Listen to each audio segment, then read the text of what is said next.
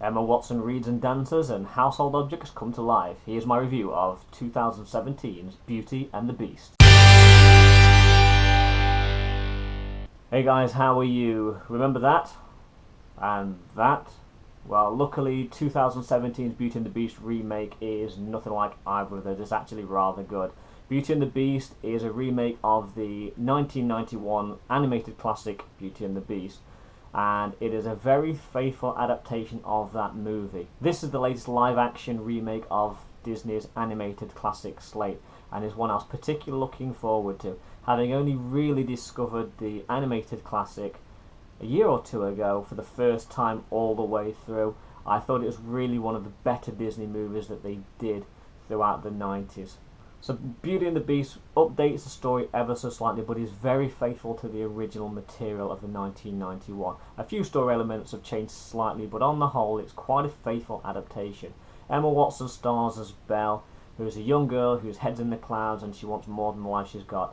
She loves reading books and she just doesn't want to settle for what she has in this small town. So one day Belle gets trapped in a castle and held prisoner by the Beast, who's played by Dan Stevens, who was once a prince, but a curse was put on him because of his selfish nature. So he and everyone that worked in his castle were cursed. He became a beast and all of his staff became household objects. Pretty sucky really, considering these guys were cursed just for working for him and he was a douche. So to break the curse, the Beast must fall in love, truly in love, and Belle is the object of his desire as eventually he starts to realise that they have a lot in common. Directed by Condon, this movie looks absolutely beautiful. The cinematography is fantastic, the angles and shots that he uses is fantastic, and the production design is absolutely amazing. This film looks absolutely immaculate, and I can't stress enough how good this movie looks. There is a lot of CG in the movie, as you'd expect, but it works really well and you can barely notice it's there. Even things as simple as like the motion capture on the Beast.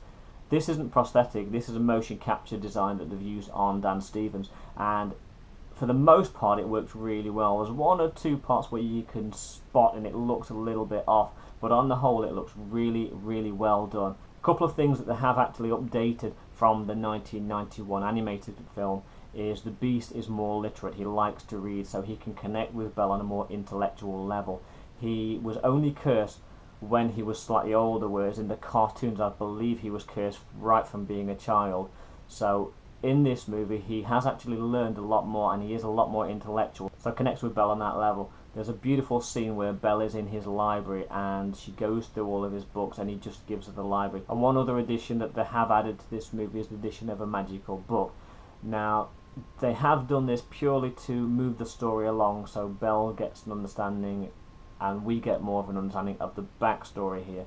But it was something that I felt slightly out of place. It wasn't really 100% necessary, but it does what it's supposed to do in moving the story along and filling these characters out more so that we can actually get to know them better. Other characters we need to talk about are Luke Evans does an absolutely fantastic job as Gaston. He, just like in the original cartoon, is lusting after Belle. He wants to marry her, and his whole motivation throughout the movie is the fact that he wants this girl. I think now's a good time to talk about the character of LeFou, played by Josh Gad, who has been updated slightly in his motivations and how he acts. The character is brilliant, he's funny, and he works in this movie. Kline plays Belle's father, and he's absolutely perfectly cast in the role, as are all of the cast in this movie. The casting here was done to perfection. We have Emma Thompson, Ian McKellen, and Ewan McGregor, just to name a few. The songs that we loved from the original movie are here, and they're performed brilliantly by the cast.